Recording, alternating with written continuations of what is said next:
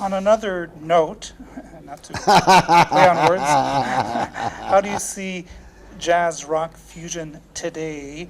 How has it changed? I have to talk about free spirits and such. Sure. How do you see that period, that epoch of jazz fusion, which was the burgeoning, the starting, and today, 40, 50 years ago, how do you see it today? Are you? It's much more sophisticated, much more cosmopolitan, more sophisticated, more developed. Because when we were in the Free Spirits, I tried to play the sitar and I was terrible. I just really didn't know what I was doing. And then when we started doing these Indo-jazz fusion type things, rather than try to play an Indian instrument, I started to learn more of the aspects of Indian music, like the rhythm that they use and the way that they approach melodies and scales. And that required a lot of work, because rhythm and melody in jazz are a little bit different in the sense that the rules are different. Each improvisational style has different rules. And so it became imperative to know both sets of rules in order to mix the styles with success. That's my opinion. So it's a lot more developed. It's to me, it's much better than it used to be, although the early jazz rock things were very important and very innovative because they were totally new at that time. And how do you share in your body, mind, and spirit your love of Indian influenced jazz and jazz fusion and even classical music? I know that you dwelled in. Yeah, and you have all these different sure, well, I'm a styles. Buddhist. You're Buddhist. I've been practicing Buddhism for about 26 years, and the key element of Buddhism that I practice is the sound, because we do a mantra. We chant a mantra called Nam Myoho Renge Kyo.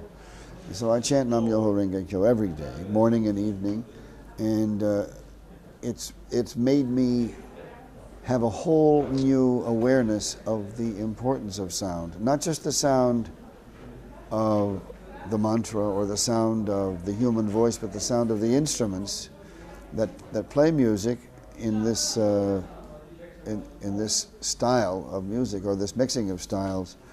It's very important to play with a very high life condition, not a big ego. As a matter of fact, the ego needs to be smaller, but a high condition of life where you have a lot of energy, you're very happy, and you play to bring even more happiness. Of course, never neglecting the technical elements that make the music at times to be like a finely tuned Swiss watch.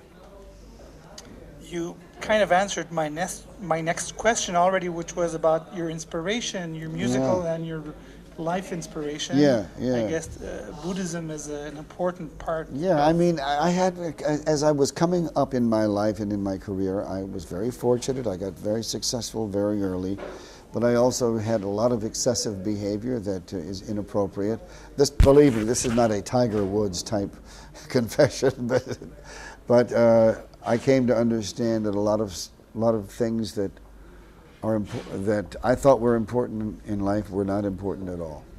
And what's really important is to be the best human being I can be, and of course to be the continually striving as an artist, and to have appreciation for the things in my life that I have. And for me, it's a much better way of life. To me, happiness is wanting what you have rather than having what you want. Does that make any sense? I had to change my attitude. Can you tell me which guitarist you listen to? Oh, I love John McLaughlin. I love Yves Nadeau. I love Wes Montgomery. Mm-hmm.